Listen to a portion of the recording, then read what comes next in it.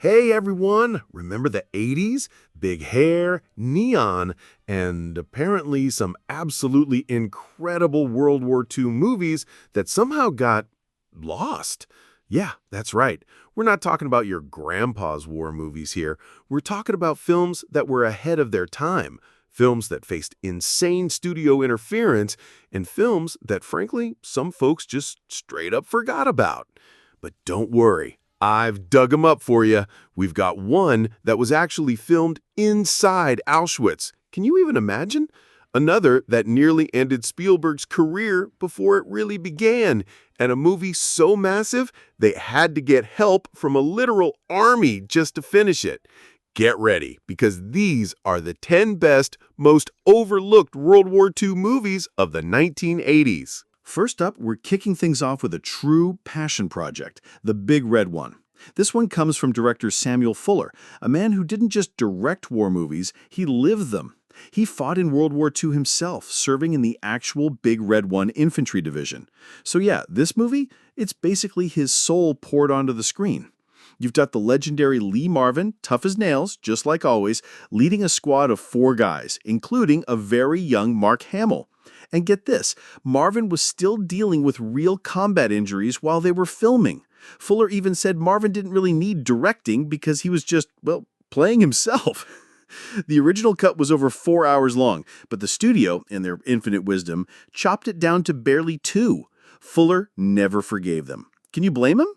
Thankfully, a restored version finally came out in 2004, patched together from his notes and leftover footage. They shot this thing in Israel, California, and Ireland, standing in for Africa and Europe. The budget was tight, about $4 million. Explosions were improvised, and extras were actual Israeli soldiers who barely spoke English. Fuller famously said, "War is random. It doesn't follow neat story arcs." And neither did his movie. That's why Martin Scorsese later called The Big Red One one of the truest and toughest war movies ever made. What an endorsement, right? Next, prepare yourselves for one that almost nobody has seen, Triumph of the Spirit. This movie stars Willem Dafoe as a Greek Jewish boxer sent to Auschwitz during World War II. Once the Nazis realized he could fight, they forced him to box other prisoners for entertainment. The wild and, frankly, haunting thing about this film, it was actually shot inside Auschwitz itself. Can you imagine the weight of that? It was the first dramatic feature ever allowed there, and the Polish government later regretted it because the scenes were just too graphic. Survivors weren't happy either, feeling it watered down what truly happened. Dafoe called it the toughest shoot of his life, losing over 30 pounds to look realistically emaciated. The director, Robert M. Young, battled the studio constantly trying to stop them from cutting things. Columbia Pictures ended up barely releasing it, opening in just 3 theaters. A real shame, given the commitment and the subject matter. All right, let's lighten the mood slightly, or maybe just shift gears. Here's one about the Manhattan Project, the secret World War II mission to build the atomic bombs, Fat Man and Little Boy. You've got the legendary Paul Newman playing General Leslie Groves overseeing the whole thing, with Oppenheimer played by Dwight Schultz. Despite Newman's star power, this movie, well, it bombed at the box office. Budget was around $30 million, and it barely scraped back $3.5 million. Paramount fought the director, Roland Joffe, through the entire production. Joffe wanted to show the real moral complexity behind the bomb, but the studio made him cut scenes that showed Japanese civilians after Hiroshima, saying it was too political. Newman even admitted later he didn't really understand his character. He just believed in the movie's message.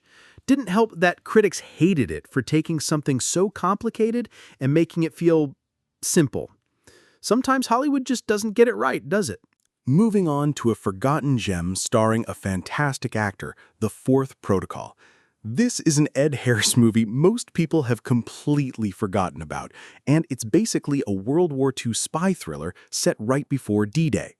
Harris plays a spy sent into a Nazi prisoner of war camp to protect an Allied officer who has crucial info about the D-Day invasion.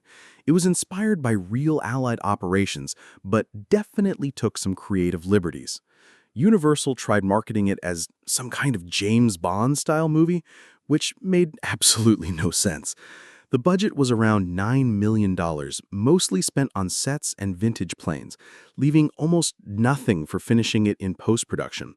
Director Jonathan Sanger had to cut a full half hour because the studio wanted it shorter. Later, Ed Harris even admitted he didn't understand the plot until the last week of filming, so he just played every scene like he was lying. Hey, whatever works, right? Now here's one that many people believe almost killed Spielberg's career, Empire of the Sun. It stars a very young Christian Bale, only 13 years old, in his first movie role ever, as a British kid trapped in a Japanese internment camp in China. Spielberg personally chose Bale after seeing something like 4,000 auditions. Can you imagine that pressure? They shot it on location in Shanghai, with the full backing of the Chinese government, one of the first Hollywood movies to ever do that. They even built an entire World War II airfield from scratch, real planes and everything. Bale even did his own stunts, including getting thrown from a truck at 13.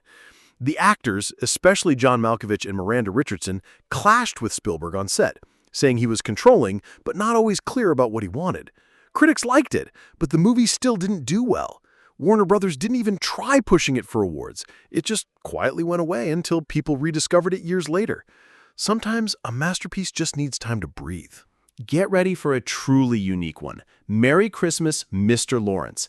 This film is set in a Japanese prisoner of war camp during World War II, and you've got the one and only David Bowie playing a British officer who ends up in a sort of psychological battle with the camp's commander. Bowie actually agreed to do the movie just from seeing one picture of his character in uniform. Once he was on set, he drove director Nagisa Oshima kinda nuts by refusing to rehearse. Bowie wanted every take to feel totally spontaneous. The movie's most famous scene, where Bowie faces his execution without saying a single word, was done in just one take. No dialogue, no rehearsal, just Bowie and the camera. When this premiered at Cannes, critics were totally divided. Some called it a masterpiece, others literally got up and walked out confused. Even Bowie later said it's the only movie he ever did where he played a character he never really understood. But Christopher Nolan loves this movie, called it one of his favorites, and said Bowie's charisma was pretty much unmatched. Sounds like a must-see to me. Here's one you probably missed, even though it stars Donald Sutherland and is based on a Ken Follett book. Eye of the Needle. Sutherland plays a Nazi spy during World War II who's stuck on a remote island in Scotland trying to escape with info about the D-Day invasion. The filming was a complete nightmare.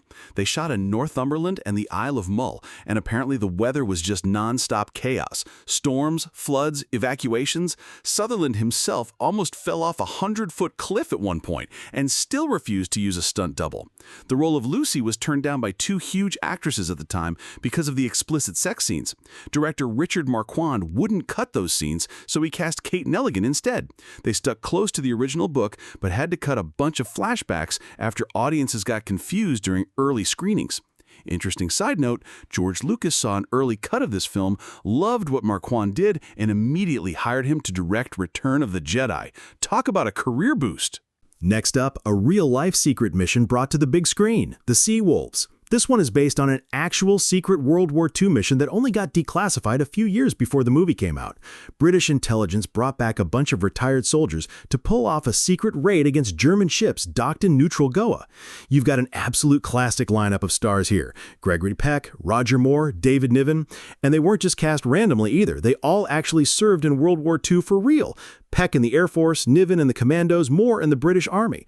Filming was rough, too. They shot on location in India and Malta, and Gregory Peck nearly quit halfway through because he got heat stroke and some nasty parasite infection. Roger Moore insisted on doing his own stunts, which included crawling through an actual sewer full of raw sewage. The guy just wouldn't take a stunt double. And the big explosion near the end? Totally real. They packed 3,000 pounds of explosives onto an old freighter and blew it sky high, almost destroying the camera rig in the process. Now that's dedication. Imagine a World War II soldier deserting the army and ending up a king of a tribe in Borneo. Sounds crazy, right? But this actually happened, and it's the basis for Farewell to the King, starring Nick Nolte. Based on a novel, Nolte's character basically ends up fighting the Japanese army with his jungle tribe. Director John Milius, who did Conan the Barbarian and wrote Apocalypse Now, wanted absolute authenticity, so they filmed on location in Malaysia in over 110-degree heat. Nolte got dengue fever and heat exhaustion, which isn't exactly surprising. Milius made the actors live with actual tribespeople, sleep in the jungle, even learn to handle machetes. Nolte was another guy who hated rehearsing. He insisted on improvising monologues, which drove the camera crew crazy when they had to reshoot stuff due to bad focus. Nolte said later it was one of the toughest shoots he ever did, but also one of his favorites. Sounds like a wild ride. And finally, we close with what is widely known as one of the most brutal anti-war movies ever made, Come and See.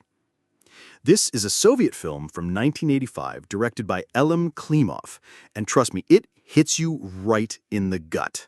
It's set in Belarus during World War II, about a kid who witnesses every possible horror as the Nazis rampage through villages.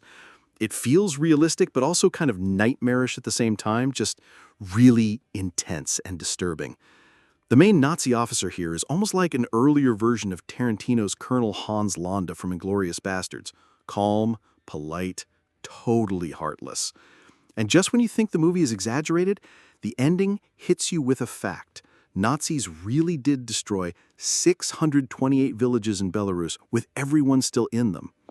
The director based it on real experiences. His co-writer was actually the boy's age during the war and survived it all firsthand. No professional actors, all shot exactly where the real events happened. Roger Ebert called it one of the most devastating movies ever made, and trust me, he wasn't exaggerating. This one will stay with you. And there you have it, 10 forgotten, overlooked, and wildly underappreciated World War II films from the 1980s. Together, they form more than just a quirky list of cinematic deep cuts. They represent a powerful reminder. Sometimes the most honest, challenging, and human portrayals of war don't come with a billion-dollar budget or an Oscar campaign. Sometimes they come quietly, battered by studio cuts, lost in box office failures, buried by time, or simply misunderstood by audiences not yet ready to see the war without a tidy sense of heroism. Take The Big Red One, for example. Samuel Fuller didn't just want to make a war movie. He wanted to make his war movie, drawn from real blood, real battles, and real memories. What the studio saw as too long or too messy, Fuller saw as truth. And decades later, with the restored cut, audiences finally got a glimpse of what that truth looked like. It was muddy, unpolished, emotionally chaotic, and therefore deeply authentic. Then there's Triumph of the Spirit, a film so heavy it was literally filmed inside Auschwitz. How many films can say that?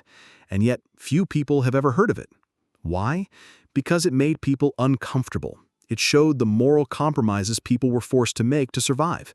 And when a film dares to be that raw, not just about war, but about what war does to dignity, the world often looks away. Fat Man and Little Boy tried to tackle the Manhattan Project, one of the most morally complicated events in modern history, but was kneecapped by nervous executives who didn't want things to feel too political. But war is political. Every bomb, every decision, every scientist who stayed silent, it all matters. And when Hollywood shies away from showing the consequences, we end up with films that only scratch the surface. Still, there's value in its attempt, a snapshot of a moment when storytelling tried to wrestle with its own conscience. And then there's The Fourth Protocol and Eye of the Needle, spy thrillers that ditched flashy gadgets for paranoia and quiet dread. They weren't glamorous, and maybe that's why they got lost. But they captured a different war, not the one fought with tanks and flags, but the one fought in shadows, where the only rule was survival.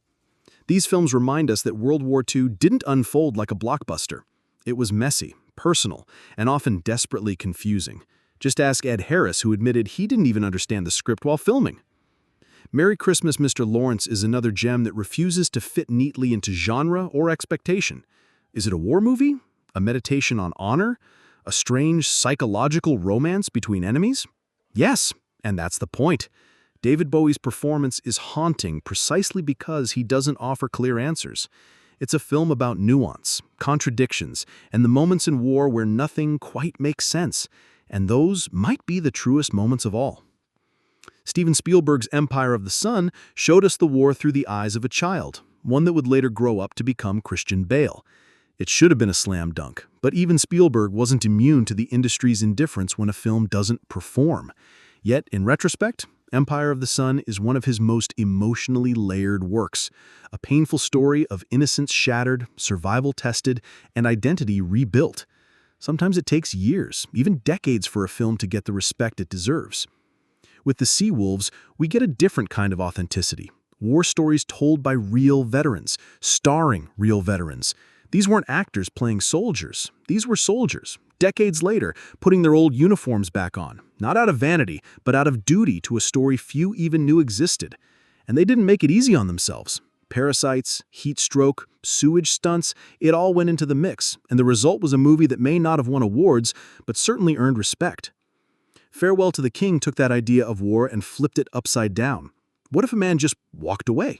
What if he found another way to fight, another way to lead? Nick Nolte's Jungle King might seem like fantasy, but it was based on real events. And his raw, fevered performance, filmed in unbearable heat, covered in sweat and mosquito bites, captured something primal. A reminder that even in war, there are people who choose to live outside the system, and sometimes they make the biggest difference. And finally, Come and See. The title itself is almost a dare, and what you see in this film is unforgettable.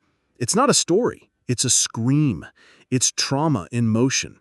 It's what happens when you stop pretending that war has clean lines and noble winners. Elim Klimov didn't want to make a movie you could walk away from. He wanted to leave something scorched into your memory. And he succeeded. Come and See is devastating. It's essential. And in its own brutal way, it's beautiful because it refuses to lie. So, what do all these films have in common? They challenged their time. They defied expectations. They didn't tell stories about perfect heroes or happy endings. Instead, they gave us something rare, the texture of war, the boredom, the chaos, the desperation, the haunting silence after the explosions end. In an era dominated by action stars and clean-cut narratives, these films asked harder questions. What happens to the survivors? What does it cost to be brave? Is victory always worth the price? And maybe that's why they were forgotten, because they weren't easy to watch or easy to market. But here's the thing, they matter, now, maybe more than ever, because we live in a time that often sanitizes war, gamifies it, turns it into entertainment. These movies push back against that. They ask us to remember, to rethink, and above all, to feel. So the next time someone tells you that the 80s were just about synth music, neon leg warmers, and blockbuster popcorn flicks, remind them. The 80s also gave us war films that were raw, daring, and deeply human. We just forgot to look. But now you know. Now you've seen. And maybe, just maybe, you'll help others see them too.